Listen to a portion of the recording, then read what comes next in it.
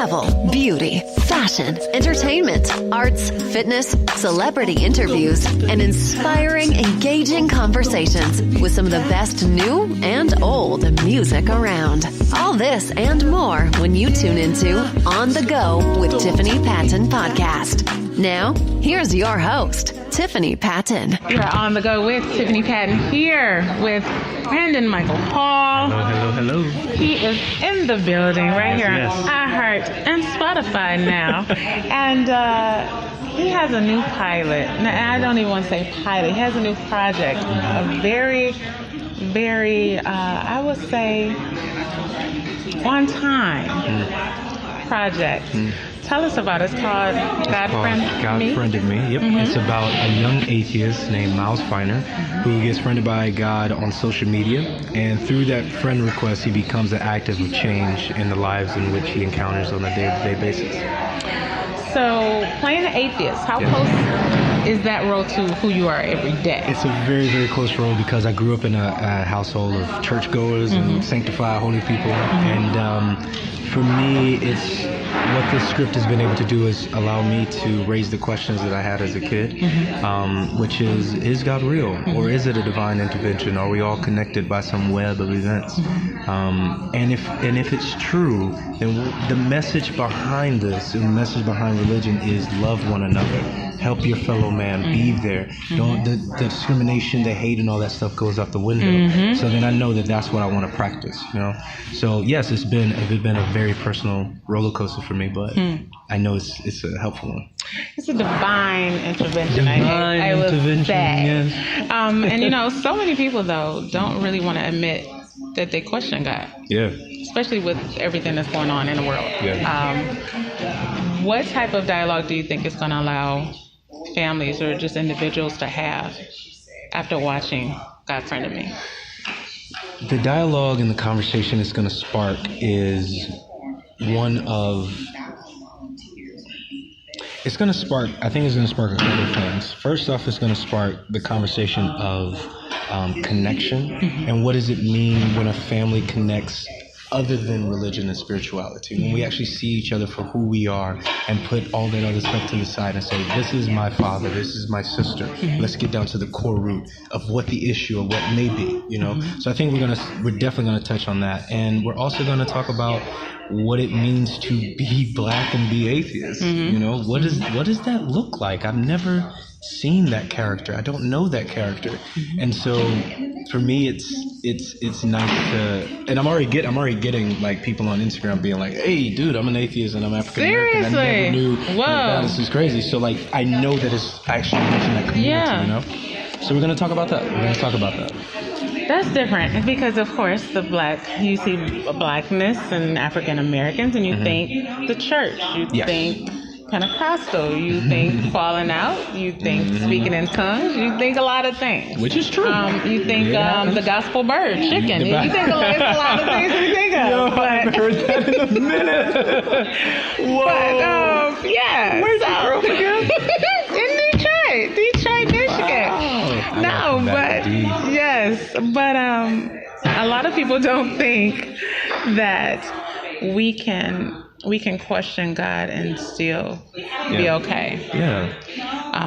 Because until you, I from this project, I think until you question it, until you have an understanding, that's whether it's God, whether that's Allah, whether that's whoever you praise to, it's until you actually question it for yourself.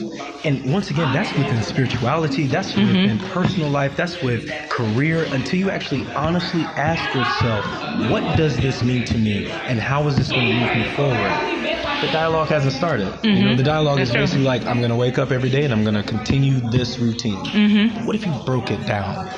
That's what we're going to do with God Friended Me. We're going to break it down in every episode and get closer to the real subject, which is living in the now. I think what you're also doing is showing people, because everybody says that was just a coincidence. But then there's some people say that there's no coincidences in life. And I think from even what I saw, that it shows that everyone is interconnected in some way. Absolutely. So even what we're dealing with right now in our nation with so much division and hatred spewed. Are there hopes in your heart that this may help people to see that we're more alike than different? Oh, yes. And that there may be even a greater force trying to keep us from seeing how alike we are? Yep. I think I absolutely do. And I absolutely think that to show that difference on the screen, that's important. To show that Black people can be atheists. Black people are not always in the church. And half of my friends go to church. You know what I'm saying? Like, it's a whole community of people that are sitting around saying, I don't believe this. Okay, but why? Tell me what, why, how, when did it happen? Like for Miles, and not to spoil too much, but we go into the reason why he becomes atheist. In this show, we're not just saying he is an atheist and that is it. Things happen in people's lives that change them. And so we're going to watch that change. And do you believe that if the Black or African American church were to address those real issues, that they'd be able to draw more people and be able to actually keep the congregation instead of losing people from the congregation, have the real conversations? Yeah, I always wondered why when growing up, you know, at a certain age, you always see your friends. They start waking up late to go to church. You start asking like, "Yo, you coming to choir rehearsal?" Nah, I think I'm out. True. And it's like, well, what's going on? There's a change that happens in that middle school, high school time where you really get to take things into your own hands. Yeah. And that's to answer your question, when we do start having those conversations and having those real honest conversations in the pulpit and outside the pulpit, then we start coming together. But the problem is we keep pushing people either out of the church or we're going to pull them into it. You can't force people to do those things. That's good. You know, so. That's good. Yeah. So you're working with one of the greatest actors. We call him Mr. Scandal, Papa Pope himself. How does it feel to work with the likes of Mr. Joe? It feels amazing. Yeah. It was amazing. Yeah. I'm always excited and ready for when Joe is on the call sheet, and I know that I have to be extra, you know, prepared when Joe Morton comes to set. But even then, he's the most warm, the most welcoming, the most humble, the most grounded and smart. I mean, this man is like an encyclopedia of information. I believe can pick apart anything. I actually also saw him. I was blessed to see him in Henry Ford Part 1 and 2. It was my first time seeing Joe Morton on stage. And so that in itself created a whole nother grand tour to who he is. So it feels like I know that I'm going to look back on this project one day and be like, yo, I did work with Joe Morton. Like, I did that. And I learned this from him. Yeah.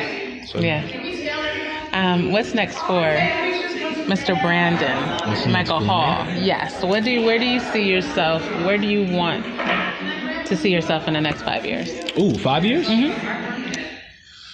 years, how old would I be? 5 years. 5 years, I would, I'll give you 3 things. 5 years, I want to have my own show written and produced, whether I'm starting it or where I'm just background producer and directing it.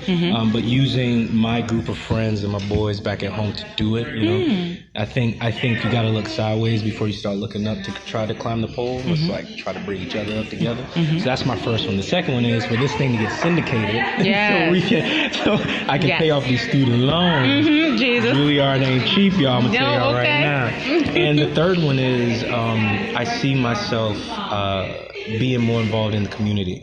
Like I have a real itch. I'm a very specific person, so I take my time when I find organizations and things I want to work with. But I know that my calling is the people. My calling has always been to serve the people. So I'm going to find organizations and create things that's going to help people and get back into that. So, and I'm working on producing music, so that might be a thing too. Okay, so my 2 last questions were, if you had to encourage someone young wanting to get in the business, what would that be? And then, seeing as though you talked about music, we're on Spotify and iHeartRadio. If you had to use one song to sum up who you are, what would it be and why? If I had one song to sum up who I am, what would it be and why? Okay. And your first one was? What advice would you give to someone young that wants to get into the business? I wrote this letter to myself this morning. Actually, it's Do you do that often? Huh? Do you do that often? When I can, yeah.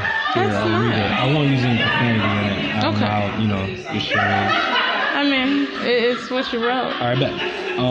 So I'll say this. Okay.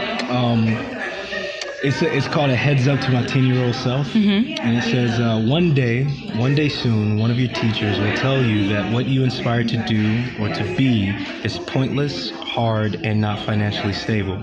Here's the catch. When those words reverberate through your young head, remember 3 things. 1, fuck that noise. 2, he's probably upset because he did not pursue his dreams. Now he's faced to see a passionate, wide-eyed soul with full potential that can do what he was afraid of doing. And number 3, you can always prove them wrong. And here's the catch. Not to spoil the ending, but you do.